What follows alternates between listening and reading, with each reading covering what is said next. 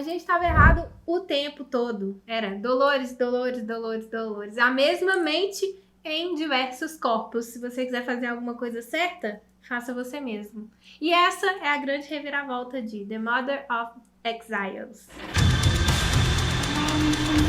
The Mother of Exiles não é só o nome do quarto episódio dessa série, Westworld, como também é uma espécie de apelido que a Estátua da Liberdade ganhou devido a um soneto escrito pela Emma Lazarus. Conta a história que a encomenda do soneto foi feita para arrecadar fundos para a construção de um pedestal onde estava a Estátua da Liberdade. A Emma se recusou inicialmente a fazer esse soneto, ela não via muito sentido nisso, mas depois ela foi convencida por uma amiga escritora dela que a Estátua da Liberdade representava algo muito forte para os imigrantes. Então, quando eles chegavam em Nova York, quando eles chegavam no porto de Nova York, era a primeira coisa que eles viam. Estátua da Liberdade, toda aquela imponência, aquela coisa maravilhosa e tudo mais. E aí, com essa justificativa, e a Emma tinha parentes que fugiram da Rússia, do regime dos czares que perseguiam os judeus, ela resolveu encarar o desafio e fez esse poema. É um poema muito bonito, inclusive. E esse significado da Estátua da Liberdade e também o próprio nome Mãe dos Exilados nos leva a pensar quem seria essa mãe. Será que a Dolores poderia representar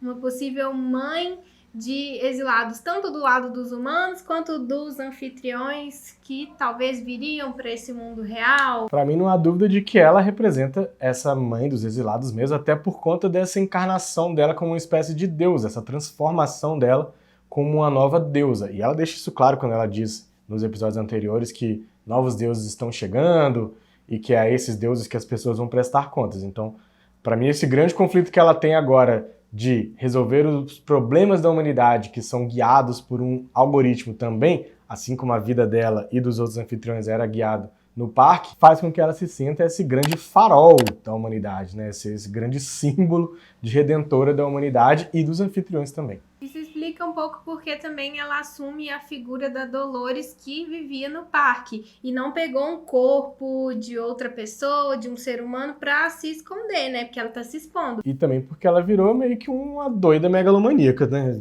Apaixonada pela própria imagem. Eu fico pensando no tanto de conflito que isso pode ter ao longo da temporada ainda, né? Vai ser uma guerra de anfitriões contra humanos? Vai ser humanos entre si, já que a gente tem castas, né? Nessa nova sociedade? Vai ser novos anfitriões contra anfitriões velhos? O lance é que a gente tem muito pano pra manga a partir do momento que a Dolores tem um objetivo muito claro, que é ser essa figura imponente e que vai guiar esse novo mundo, e que para isso ela vai fazer o que for necessário. Então, enquanto, por exemplo, o Caleb for uma pessoa útil para chegar no objetivo dela, que é enfrentar o algoritmo, né? Ver que a vida dele é uma bosta comandada por pessoas que ditam como que ele tem que agir, o que ele tem que pensar, qual que é a expectativa de vida dele. Ela usa essas pessoas enquanto for necessário para a causa dela. Depois ninguém sabe o que ela pode fazer. Have you ever questioned what she's asking you to do?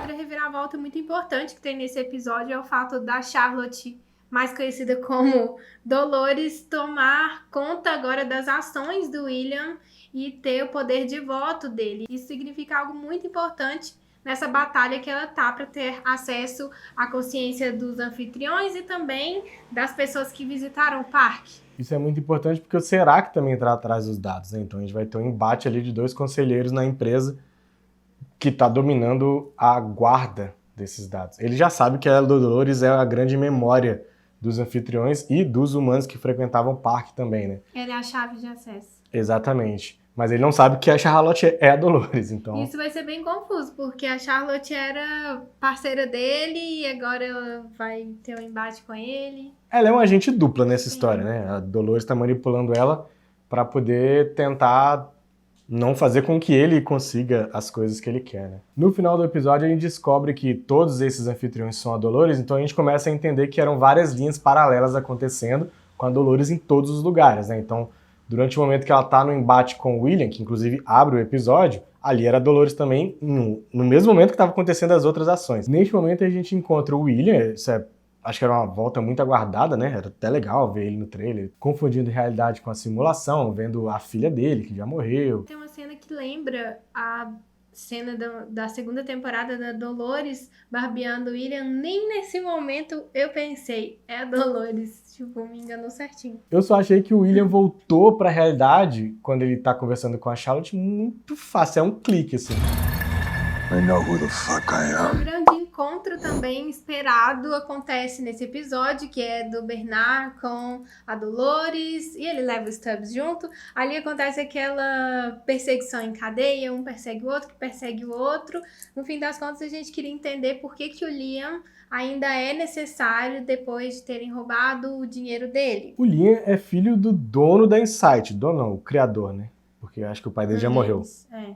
Ou não? O pai dele morreu, ele era um dos criadores. Talvez seja um pouco isso, mas também até o momento não dá pra ver muito por que ele não é descartável também. Eu achei tanto mal construído toda aquela tensão até chegar no momento desse grande encontro. Começa quando ela ataca um camarada lá na saída, na entrada do banco, junto com o Caleb, e aquele ataque é meio bizarro, porque um momento exatamente anterior tinha gente andando e de repente não tem mais ninguém viu aquela agressão. Dentro do banco tem outro momento que era para ter muita tensão e que não conseguiu passar em momento algum todo esse perigo que representava o que eles estavam fazendo, que era roubar o dinheiro dele através da assinatura com o sangue. A gente sabia que ia dar certo, a gente sabia que não ia ter troca de tiro dentro do banco, dá para sacar.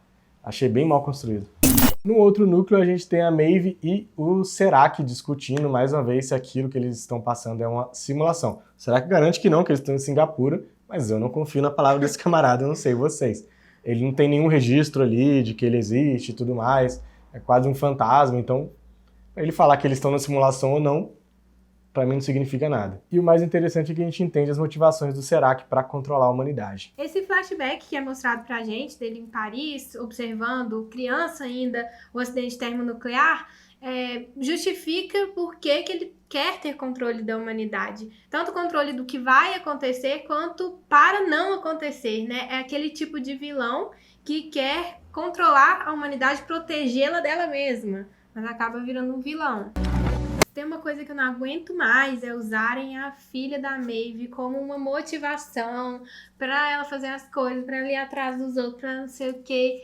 Não aguento mais. Primeiro porque desde o princípio eu acho isso super frágil, super fraco. O roteirista de Westworld, lá dentro, aquele cara, o roteirista que eu esqueci o nome, ele já falava assim, ela não lembra de você, ela já tá em outra narrativa, ela tem outra mãe, pra que você tá indo atrás dela? É problemático porque a gente volta naquela ideia de que toda mulher quer ser mãe, isso é um instinto que existe em toda mulher e que tá ali apagado a ponto de poder ser, inclusive, colocado numa inteligência artificial. A Maeve desenvolve esse apego à maternidade depois que ela ganha mais consciência como robô. Isso é bizarro, primeiro porque não é um instinto, isso não existe, isso não é algo natural. Até o ponto em que a Maeve tem lembranças do ataque que ela sofreu, pelo William, inclusive, é muito legal, porque isso é um reflexo, uma memória que ela teve de algo que ela sofreu, mas continuar insistindo nisso, eu acho um ponto muito fraco, eu acho uma justificativa muito fraca.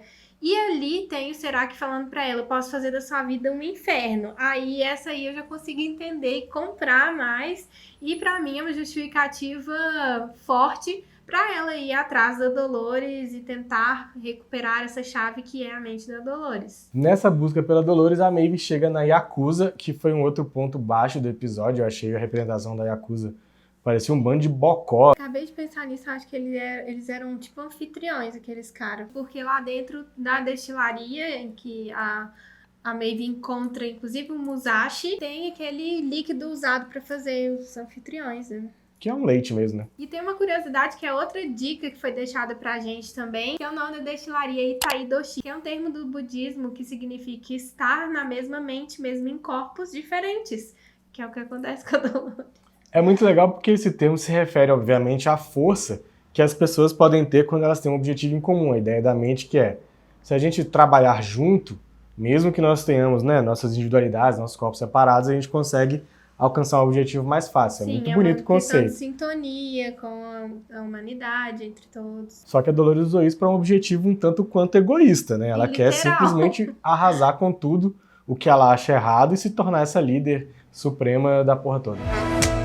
A discussão da Dolores e a Maeve é bem acalorada, elas têm uma lavação de roupa suja ali que é até um pouco incompreensível, visto que a linha narrativa delas em Westworld não se encontrava muito, elas tinham muita amargura acumulada e que acaba mais uma vez com a Maeve furada na barriga, né? Tem alguma coisa. Volta para aquela imagem do sangue se misturando com o leite. Na verdade, nem se mistura tanto, né? Fica uma barreira quase que certinho, onde que tá o leite, onde que tá o sangue. São dois símbolos muito poderosos da cultura, né? Principalmente da cultura cristã, que embasa várias coisas, vários conceitos em Westworld, né? Tá cheio de referência bíblica, cheio de referência cristã. O sangue é o que redimiu a humanidade.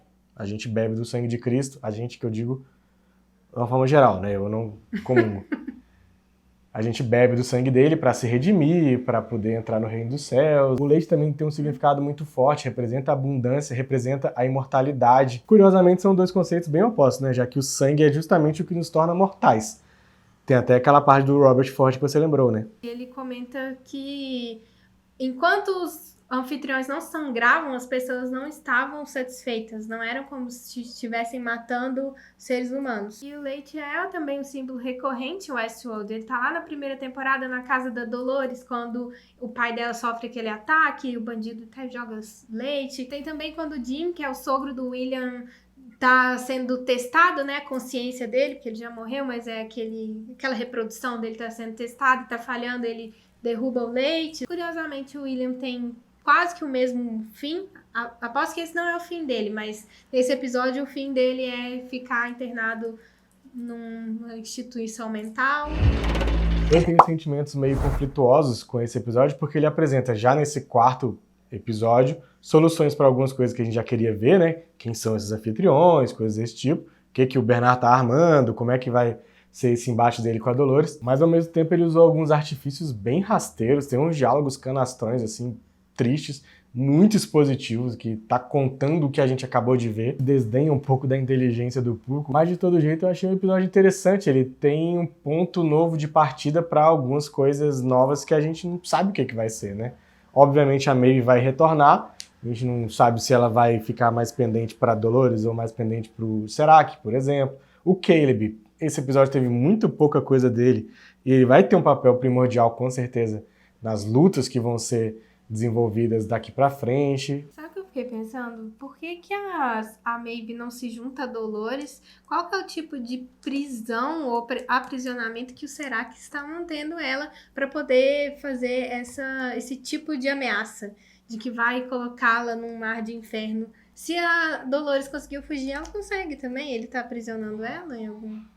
Boa pergunta. A gente tá curtindo muito acompanhar essa temporada. Temos aí já 2 vídeos anteriores. Se você curtiu esse vídeo aqui, deixa o seu like. Compartilha também, que isso ajuda a gente a chegar a mais pessoas, pra gente poder conversar todos juntos aqui nos comentários. E lembrando que isso não é de forma alguma uma opinião definitiva ou um comentário definitivo sobre o Westworld. Muito pelo contrário, a gente sempre quer expandir aqui no Mexido as conversas, as interpretações sobre as séries que a gente assiste. Então, fiquem à vontade para comentar, para discutir com a gente. Se você achou o episódio excelente, fala aí por que você achou também. Às vezes a gente até muda de opinião. Tem muita gente que achou esse episódio muito, muito bom.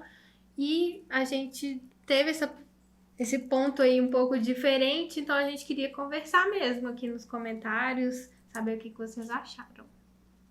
É isso. Tchau. Cuidado com o Serac. Ele é cuzão. E o Coronga. Olha minha camisa nova.